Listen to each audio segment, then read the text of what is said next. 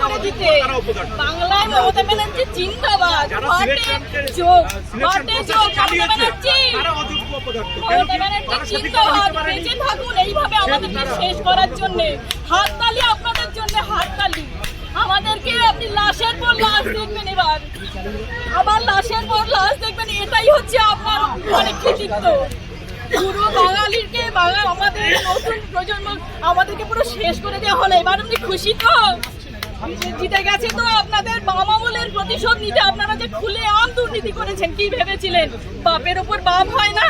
দেখে নিলেন তো এবার বাপের উপরও বাপ হয়। আপনাদের অন্যায়ের জন্য আজকে আমাদেরকে বলির পাঠা হতে হলো, বলির পাঠা। কোথায় যাব আমরা?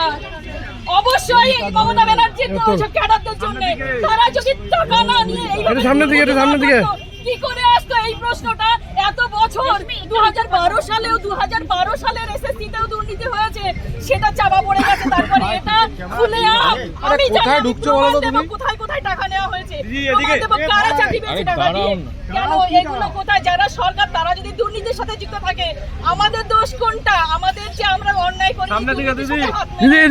তারপরে আমরা যে এইখানে এসছি, এই যে অবশ্যই মমতা ব্যানার্জির লোকেদের যারা দুর্নীতি করেছে, তৃণমূলের, এটা হাজার বার তৃণমূলের যারা খুলে আমারও অফার এসেছিল টাকা দেওয়ার জন্য, আমি চাইনি। তৃণমূলের লোকেরা নাম বলে দিতে পারি, আমি নাম বলবো না। এখন সময় আসবে সব মরণ কামড়। এতদিন কি আমরা সবাই চুপচাপ ছিলাম? এবারে মরণ কামড় দিয়েই তারপর মরবো। মরে তো যাবো, এছাড়া এইভাবে আমরা বাড়িতে তো আর ফিরতে পারবো না। অনেক কষ্ট করে 29 বছর বয়সে এসে আমি চাকরি পেয়েছি। 29 বছর বয়সে এসে 2012 সালের সেই আরএলএসটির পরে এই 19 সালে আবার নিয়োগ হলো। 7টা বছর পর, সে সময়ও দুর্নীতি হয়েছিল, এবারও হয়েছে। এত বছর পরে 29 বছর জীবনের শেষ সময় এসে আর আমরা কি দাঁড়াতে পারি? সারা বছর কি, সারা জীবন কি মানুষ পড়াশোনা করতে পারে? এখন বলছে রিএক্সামের কথা। আপনারাই বলুন তো, পারবেন তো মাধ্যমিক পরীক্ষা দিতে?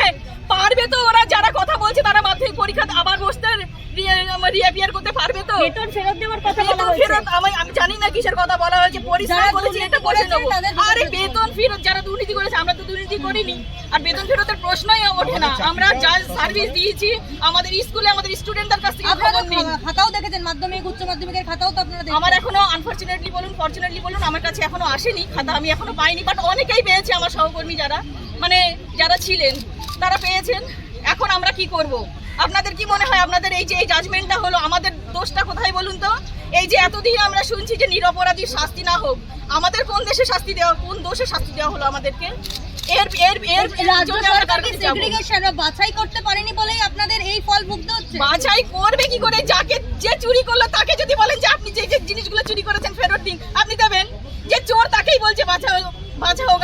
সে সেগ্রিগেশন হয়েছে হয়নি, তার জন্য সিবিআই দিয়েছে, সিবিআই তার জন্য ডেটা দিয়েছে, মানা হলো না। আমরা কোথায় যাব এখন বলুন তো? আমাদের হয়ে বলার কে আছে? আদালত হাইকোর্টে আমাদের করে দিল, সুপ্রিম কোর্টেও সেম। আমরা তো বুঝতে পারছি যে আমরা যদি দোষ না করে আমরা শাস্তি পেয়ে থাকি, তাহলে এটা ডেফিনেটলি পলিটিক্স ছাড়া আর কিছু না। এই রাজ্যে উনি হয়তো এটাই চেয়েছিলেন, যার জন্য আসলে খুলেআম দুর্নীতি হয়েছে, না হলে হতো না। উনি কি জানতেন না? সত্যি কথা বলুন তো, এই রাজ্যে আমাদের একটা পাতা নড়ে না ওনার অগোচরে। উনি জানতেন না যে এইসব জিনিসগুলো হচ্ছে? শিক্ষামন্ত্রীর বাড়িতে টাকা পাওয়া যাচ্ছে, লজ্জার বিষয়। কতটা লজ্জার বিষয় এটা? হ্যাঁ, লজ্জা করে না? ওকে তো 7 বার ফাঁসি দেওয়া উচিত ছিল। জেলে কি করছে ও? বেঁচে আছে কেন এখনো? কি শাস্তি হয়েছে? ও জেলটা ওর জন্য উপযুক্ত জায়গা নয়। উনি জানতেন না এই এত দুর্নীতি হলো কি করে? উনার প্রশ্রয় ছাড়া কি হয়েছে? তাহলে আমরা কি করবো? বাচ্চাগুলোকে এখন তো জানি না ওদের সামনে কি করে ফেস করবে। বলুন তো, অন্যায় না করে এরকম পরিস্থিতিতে কেমন লাগে? আমি জানি না আপনারা ফিল করতে পারছেন কিনা, বাট আমি জানি না ওদের সামনে গিয়ে কিভাবে দাঁড়াবো। আমি ইভেন বাড়িতেও ফিরতে পারবো না, আমি জানি না কোথায় যাবো। সেই জায়গাটা নেই। বললাম তো, অনেকটা সংগ্রাম করলাম, জীবনের অর্ধেকটা দিয়ে দিয়েছি আমি। জীবনটা নিংড়ে যাকে বলে। আমি কোন প্রত্যন্ত জায়গা থেকে মাধ্যমিক পরীক্ষা দিয়েছি, 5 কিলোমিটার দৌড়ে পরীক্ষা দিতে, এক হাতে ব্যাগ আর এক হাতে ছাতার এক হাতে জুতো নিয়ে 5 কিলোমিটার দৌড়ে পরীক্ষা দিতে গিয়েছি। সেই সময় থেকে মাধ্যমিকে একটা টিউশন পাইনি, সেই সময় ফার্স্ট ডিভিশন পেয়েছি। ঠিক আছে, গ্রাজুয়েশন পরীক্ষা শিক্ষককে দূরের কথা, ছোটবেলা থেকে বিশ্বাস করুন, আমার ফ্যামিলিতে আমার ঠাকুরদা ছিলেন স্কুল শিক্ষক, আমার বাবাও স্কুল শিক্ষক ছিলেন। আমার না রক্তে রন্ধ্রে আমার স্কুল হলেই বাবা জিজ্ঞাসা করেছিল যখন, তখন বলেছিলাম যে হলে স্কুল টিচারই হবো, আদারওয়াইজ কোনো প্রফেশনে যাবো না, অন্যের বাড়ি বাসন মাজবো, মানে এতটাই ডেডিকেটেড ছিলাম আমি। কারণ এই পরীক্ষা ছাড়া আমি অন্য কোনো পরীক্ষার জন্য আমি এগোইনি, ভালোই বাঁচতে পারিনি। এটা ছিল আমার শুধুমাত্র মানে কি বলবো, এটা আমার প্যাশন, আমার ভালোবাসা, মানে আমার লাইফ, এটা আমার জীবন, এটা আজকে আমার জীবন চলে গেছে। ভবিষ্যৎ প্রজন্ম কি মানে শিখবে আপনারা আমাকে তারা কি- দেখছেন, কথা বলছি, আমার কিন্তু আমি কিন্তু জীবিত নেই, মানে নই আর কি, এরকম একটা ভবিষ্যৎ ব্যাপার। প্রজন্ম এ রাজ্যে কি আর কোনোদিনও চাকরিতে ভরসা করবে, সরকারি চাকরিতে? দেখুন স্কুলে না আমার স্টুডেন্টদের কাছে আমার খুব ভালো নাম, জানেন তো, অনেকে আমাকে আইডল মনে করে। আমি বারিপুর গার্লস হাই স্কুলের টিচার, যাবেন ওখানে জিজ্ঞাসা করবেন শাহানি ম্যাম কেমন। আমি শাহানি নাজনীন বলছি। আমি যখন জিজ্ঞাসা করতাম অনেকেই বলতাম আমি আপনার মতো হবো, করবে না, বুঝতে ভরে উঠতো, বুঝতে পেরেছেন। এখন কি বলবো বলুন তো, ওদেরকে বলবো যে ভালো করে পড়াশোনা কর বাবা, অন্তত এই রাজ্যে থেকে কি করে বলবো বলুন।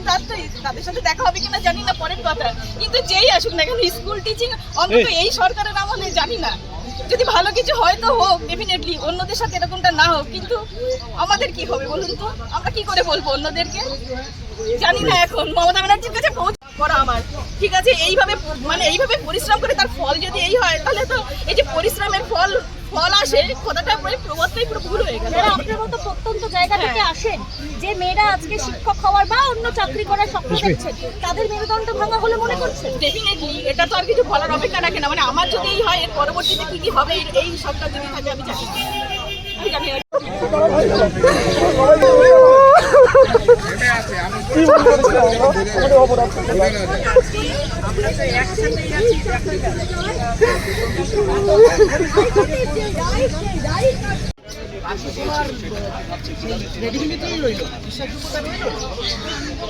আমাদের জানি না আমাদের কি হবে।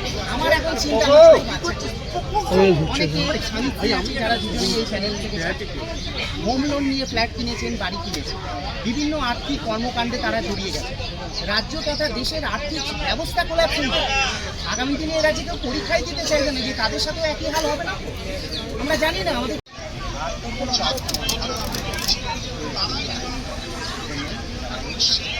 কি করা উচিত জানা নেই। আমাদের একটাই রাস্তা আছে, আমাদের হচ্ছে